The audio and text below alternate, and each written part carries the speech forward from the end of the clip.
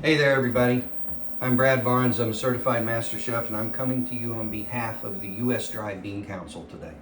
We're going to talk about how do you get kidney beans into a crab cake. Yes, I can tell you that. It's actually quite a trick, but I gave you the recipe for it, so you should be all set. These crab cakes are delicious.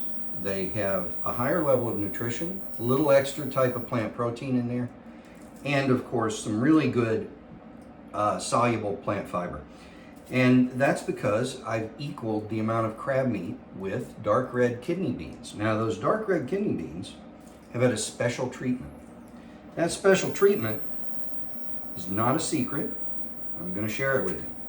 What we've done is we've taken those canned, dried kidney beans. They're cooked, and I have then taken them out of their juice that's in the can, washed them off, dried them a little bit, let them drain, put them in the freezer and let them freeze out on a sheet pan so that they're nice and separate. And I chop them. Now, it may sound like a little odd work, but if you don't chop them, then they don't distribute into the cakes, and you also don't get the benefit of some of the starches that then come out of the finely chopped parts, and that goes in. This helps us not use as much bread in the crab cake. And you know, nobody really likes a crab cake that's full of bread, but when there's this extra content of beans in there, we've gotten really good reception from the way folks feel about how this tastes and the texture and all those sorts of things, and of course the extra added bonus of the little better nutrition that goes in there. I mean, it's great to add dark red kidney beans to your diet.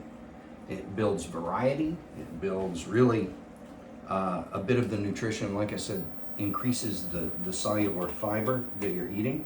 Sometimes breadcrumbs aren't really the best thing in the world to eat. So this helps us out a little bit. We reduce the breadcrumbs.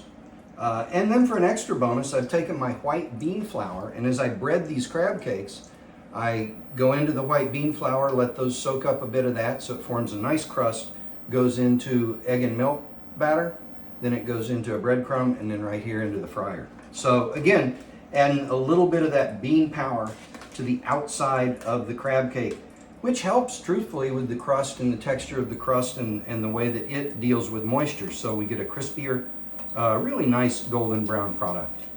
And you will be able to see that right here. Be very careful because there's a bit of oil there dripping. Super good, really fries beautifully, and I guarantee you that recipe I gave you is totally delicious. There will be no complaints. Here's another one.